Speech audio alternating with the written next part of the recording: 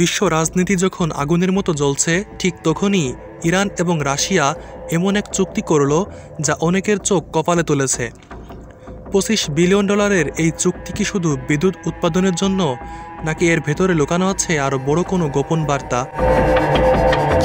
Iran বহুদিন ধরেই বিদ্যুতের ঘাটতি, অর্থনৈতিক চাপ আর আন্তর্জাতিক নিষেধাজ্ঞায় জর্জরিত, অথচ দেশটির হাতে আছে বিপুল প্রাকৃতিক সম্পদ। প্রশ্ন হচ্ছে, তাহলে কেন হঠাৎ করে রাশিয়ার সাথে 4টি নতুন পারমাণবিক কেন্দ্র গড়ার চুক্তি? উত্তর একটাই, শক্তি আর মর্যাদা। ইরান চায় নিজের শক্তি দিয়ে বিশ্বকে দেখাতে, আমরা আর কারো কাছে মাথা নোয়াব না। আর পশ্চিমা নিষেধাজ্ঞায় চাপে থাকা মস্কোর জন্য এটা কেবল একটি ব্যবসা নয়, বরং রাজনৈতিক বার্তাও।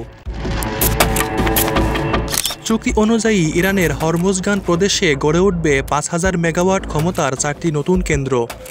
জমি, অর্থায়ন, প্রযুক্তি সবকিছুর ব্যবস্থা করবে রাশিয়ার রসাটম। কিন্তু এখানেই আসল টুইস্ট, পশ্চিমারা এই চুক্তিকে বেআইনি বলছে, কারণ জাতিসংঘের স্ন্যাপব্যাক নিষেধাজ্ঞা অনুযায়ী ইরানকে এমন পারমাণবিক চুক্তি করার সুযোগ নেই। রাশিয়া আবার বলছে এই নিয়মই নাকি অবৈধ। এখানেই লুকিয়ে আছে সবচেয়ে বড় বার্তা। আমেরিকা চায় ইরানকে নিয়ন্ত্রণে রাখতে, ইউরোপ আতঙ্কে যদি ইরান সত্যিই পারমাণবিক শক্তিতে আত্মনির্ভর হয়ে যায়। আর ইসরায়েল তো শুরু থেকেই ইরানের পরমাণু কর্মসূচি নিয়ে উদ্বিগ্ন। অন্যদিকে রাশিয়া যেন বলছে, আমরা আছি ইরানের পাশে। মানে এই চুক্তি আসলে কেবল বিদ্যুতের জন্য নয়, বরং এক ধরনের কূটনৈতিক হাতিয়ার।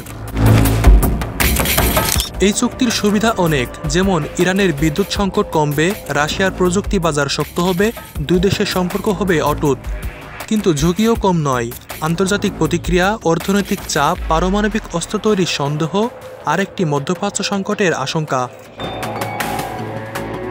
তাহলে প্রশ্ন হলো, ইরান কি সত্যিই শুধু বিদ্যুতের জন্য এত বড় পদক্ষেপ নিচ্ছে, নাকি এর আড়ালে লুকিয়ে আছে সামরিক শক্তির খেলা? সময় বলে দেবে, তবে এটাই স্পষ্ট, ইরান রাশিয়ার এই চুক্তি মধ্যপ্রাচ্যের রাজনীতিতে বড় ধাক্কা দিতে চলেছে। আপনি কি মনে করেন এই চুক্তি শান্তিপূর্ণ বিদ্যুৎ উন্নয়নের জন্য, নাকি ভবিষ্যৎ সংঘাতের বীজ বপন?